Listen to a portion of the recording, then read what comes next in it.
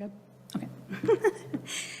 Our reading today is by Reverend Teresa Soto, and it's called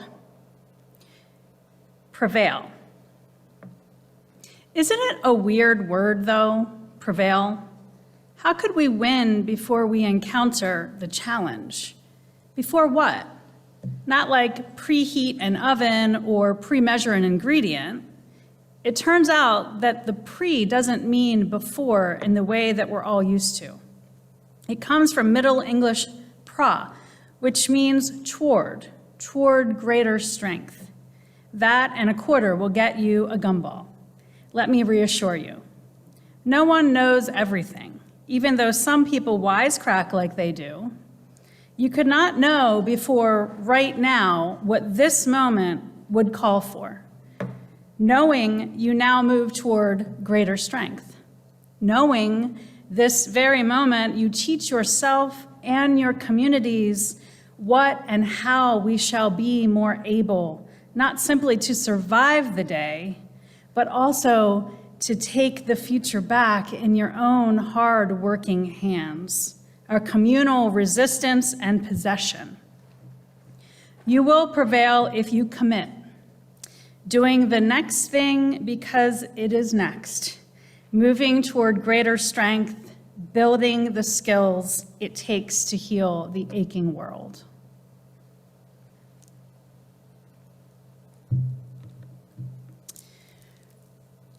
So, several years ago, I picked up a book by Canadian artist Carrie Smith.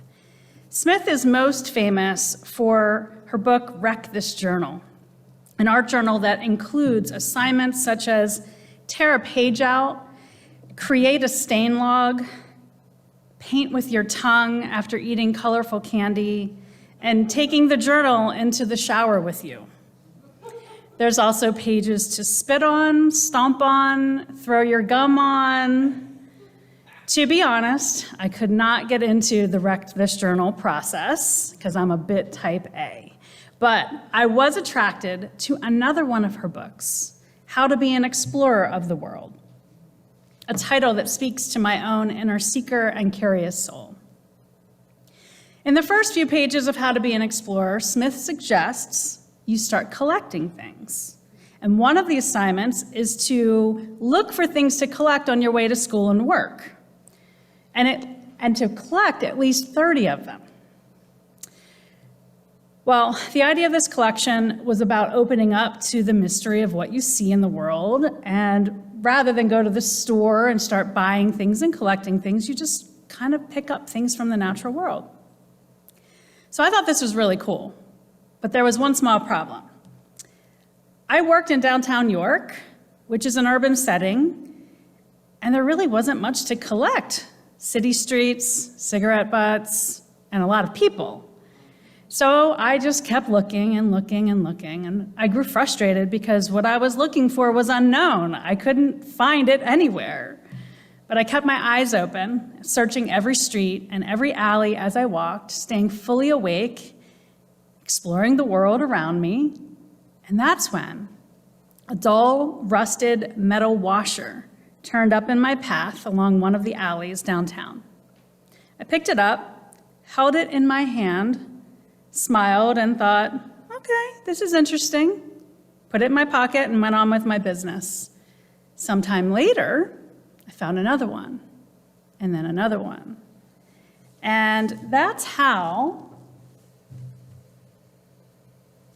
I became the mom of a very rusted metal washer collection. You can look at these later for those of you who have come to church. So in my collection, this is my favorite one. There are big ones, there are tiny ones, there are thicker ones, there are some with much more character than others. But what you will never find, or rarely find, I should say, are the perfectly shiny brand new ones without any blemishes. I intentionally collect only the metal washers that are worn and rusted, the ones that have been through things, the ones that have done the hard work of being run over, washed up in storms, stomped on by dozens of feet, the ones that have been lost for a long time. I have passed over many that look too new and too, just not quite rusted enough. In this moment in time, in other words, I choose the most resilient ones. And in this moment in time, after years of trauma and stress in our collective, we must all continue to move toward greater strength, as Teresa Soto's poem encourages. Our collective strength and courage is needed to heal this aching world. Our collective strength and courage is needed to help heal each other's aches. We have seen our share of hard times lately, individually, as a faith, in our congregations, and certainly as a society. I recently asked my congregation in York to describe in one word how you feel about the state of the world. So let's ask you. Just shout out, and you can chat and type it into the chat on Zoom, and maybe, Jason, you can read out a couple. Just who wants to share what's your feeling of the state of the world right now? You can shout it out. Mess. It's a mess. Impotent. I don't even know that word. What is it? Impotent. Impotent. Any others? Divisive. Any on the chat? Hopeful. We have a hopeful. In transition. In transition. Uncertain. That was from Cindy. Hey, Cindy. Now I'm nervous. Okay, great. Kidding. Eleanor says scary. Scary. So these are not far off from what my congregation said: scattered, fractured, frightening, disheveled, galvanized, out of hand, and environmentally disastrous. Now, this was in August. It's amazing how things can change in about 6 months. In other words, we are living in uncertain times that require so much of us, and it feels like we can never do enough or be enough to affect the vital change we need to do every single day. But one thing we can do and we must do is prevail. We can keep moving toward greater strength together. And as long as we all remain strong, we can be reassured that, yes, the future is absolutely resilient. Before the pandemic started, I began researching the ins and outs of how to cultivate what I call unshakable resilience. I wanted to know how to be fit in mind, body, and spirit to handle the hard things that we were facing. I wanted to know if I could teach others how to calmly and confidently power through times of fear, anxiety, scarcity, discomfort, chaos, and grief. In my research, I discovered 6 pillars to unshakable resilience, and I'm going to share all 6 quickly with you right now, but then I'm going to slow down and cover just 3 of them and go a little bit deeper. The 3 that I'm choosing are the ones that I think are really great for a congregation to move toward greater strength together. And I'm going to ask you questions to reflect and contemplate so that you can be more involved. And feel free, if you are a Zoomer, to write into the chat. So to overview, the 6 pillars of unshakable resilience are: the very first is focusing on your strengths and each other's strengths. Number 2, thriving toward positivity and hope. Reaching out, and number 3, reaching out and reaching up for support and help. 4, being open to new possibilities and perspectives. 5, nourishing yourself in mind, body, and spirit. And number 6, growing forward with a growth mindset. I believe the stronger we are as a community and individually, the more courageous we can be to stand up for others, to speak up against injustice, and to help each other struggle through these uncertain times. Justice, equity, diversity, and inclusion work requires us to have a greater strength. And so we can rely on resilience to get us through to higher ground.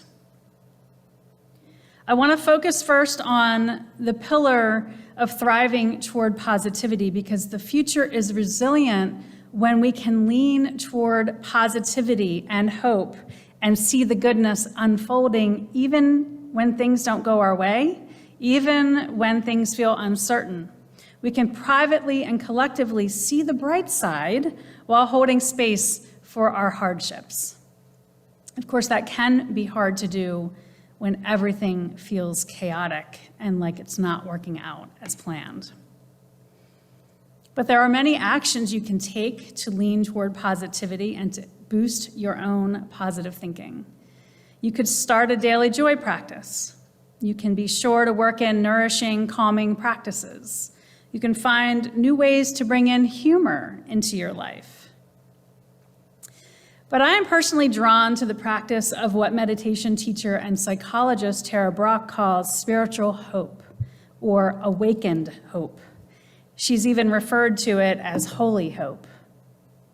The heart of spiritual hope, Brach says, is to call forth the best of you, which aligns with unshakable resilience pillars around strengths.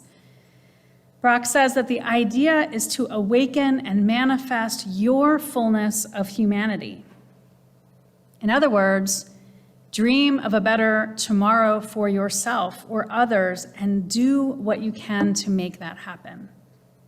Spiritual hope, Brach says, is not optimism, it's not delusional, it's aspirational, based on seeds that have already been planted in this lifetime. This kind of hope requires slowing down long enough to ask yourself and each other hope-generating questions. So let's experiment with that now. Wherever you are, take a few deep breaths and find some stillness. And if it's safe for you, like you're not driving, you can close your eyes and let your mind clear away all distractions. In other words, close your tabs on your computer. And consider these two questions. What matters most to you? What matters most to you? And what do you want to bring more of into your life or into this world? What do you want to bring more of into your life or this world?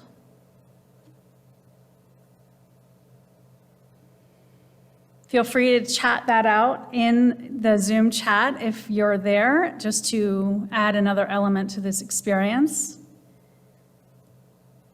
And let me ask, does anybody have a thought that came bubbling up? Energy. Good. Courtesy. Courtesy.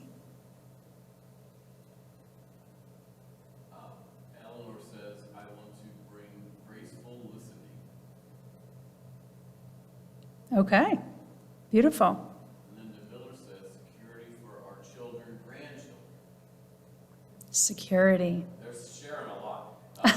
Sally, peace matters most. I want to contribute goodness. And Janet Powers shares patience. Patience. Oh, we could all use that.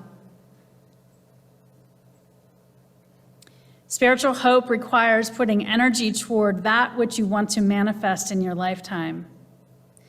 Hope isn't hope that things will go a certain way, a certain narrow way, Brach says. Hope is hope for our potential. So if we want to practice unshakable resilience, we can begin by really starting to practice hope. Pillar 2 that I want to focus on. The future is resilient when every single one of us in this community and our communities feels safe to reach out and reach up for help, even when we think we are strong enough to handle everything. Support on this journey toward greater strength and the ability to do the hard work of social justice and being human is essential. Vanessa Van Edwards, who studies the science of people, says that the downside to not reaching out can be what she calls the loneliness slump. I think we can all admit to having been in a loneliness slump at least a few times over the last couple of years. The loneliness slump is where everything is harder, where you become resistant to doing the things that will bring you closer to others. This slump makes connection, despite needing it, so much harder. But the answer to this slump is to reach out and reach up, finding little ways to connect with people, even on very small levels, texting someone, calling, sending an email, and a little side note of science for you. If you don't have someone, research shows that embracing warming activities can help you feel less lonely. So grab a blanket, drink a warm beverage, or throw on a cozy sweater. Reaching out when we need help or when you see that someone needs help needs to be baked into our lives and our congregations like coffee hour. Helping others feel good, we must always remember that we hold the strengths to do that. And reaching out is simply reaching out to a friend to offload any emotional stuff that you have going on, but reaching up would be reaching out to a minister, reaching out to a therapist, reaching out to a mentor, someone who has the space and the capacity to hold space for you and your needs, because not everyone is in that place to do that. Finally, the future is resilient when we thrive and flourish through mind, body, and spirit. Tending to your whole self requires more than a walk or a bubble bath. Focusing on your whole self through spiritual, emotional, physical, intellectual, and relational well-being. The good news here is that simply by being active at UUG, you are cultivating greater resilience for yourself. Spiritual well-being is my passionate. We can move toward greater strength by putting time and energy into our spiritual self-care. And while I have a ton of ideas to share, I'm betting this community has a few ideas of your own. And I'll ask you to share your number one go-to spiritual practice in the chat. And I'll ask you in a second in the room. In his book, The Hope, Andrew Harvey talks about the importance of spiritual well-being in order to do what he calls sacred activism. Before he talks about activism, he offers a set of actions to take, all of which are designed to help you build your own spiritual practice. The first, he said, is to write down one thing every day for which you feel grateful to be alive. The next is to make a list of 10 things that are sacred to you. So take a minute and think about that one spiritual practice that lifts you up almost without fail. Anybody want to share in here? And maybe there's some ideas in the chat.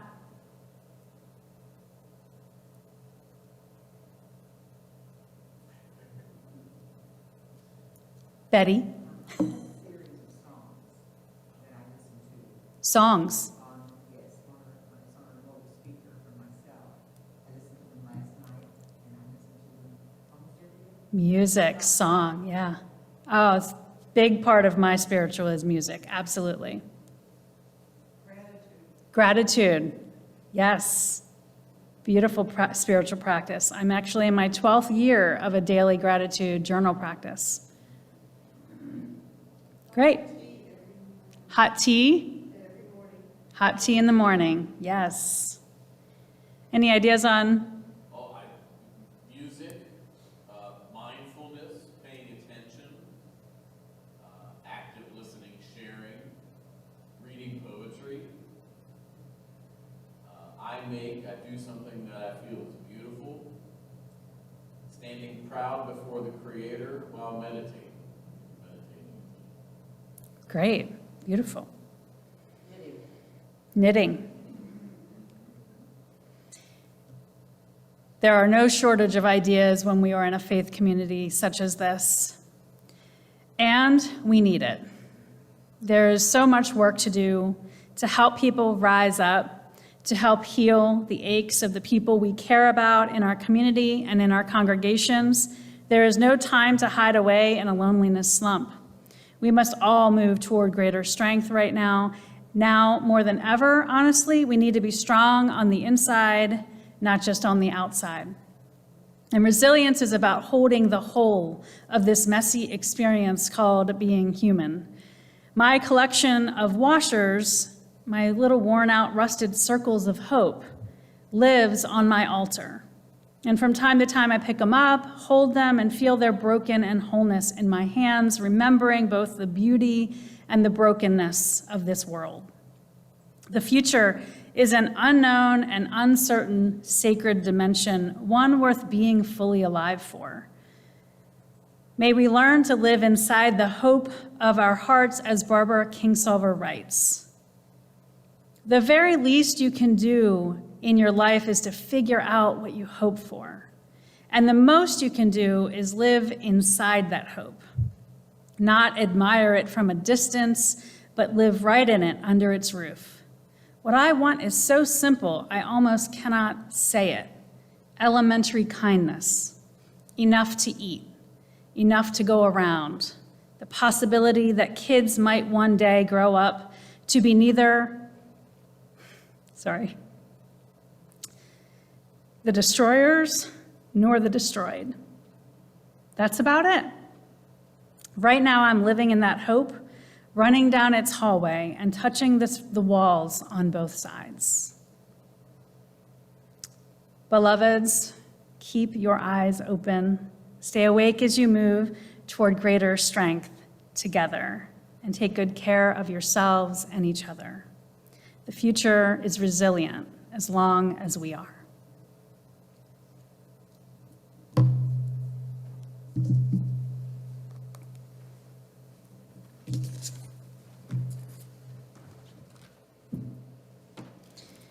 Our closing words today are words by Gretchen Haley, the Reverend Gretchen Haley, "The Bright Thread of Hope."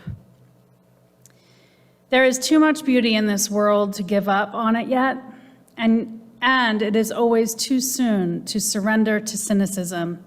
Bring your doubt, your skepticism, your downright confusion, even your bitterness. But in the midst of all these, in the center, wrap your tender fingers around that still bright thread of hope.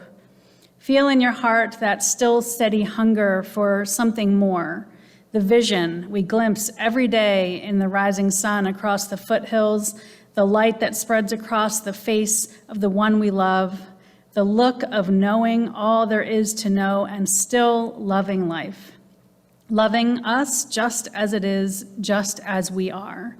For this hour, we come to celebrate, to praise, to give thanks, to refuse to give up, to steady ourselves, keepers of hope, brave builders of this still possible world. Thank you.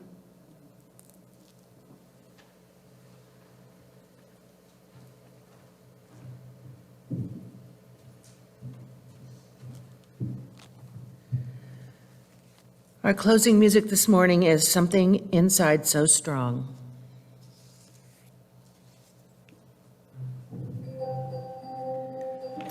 If you'll join me in our unison response as we extinguish the chalice.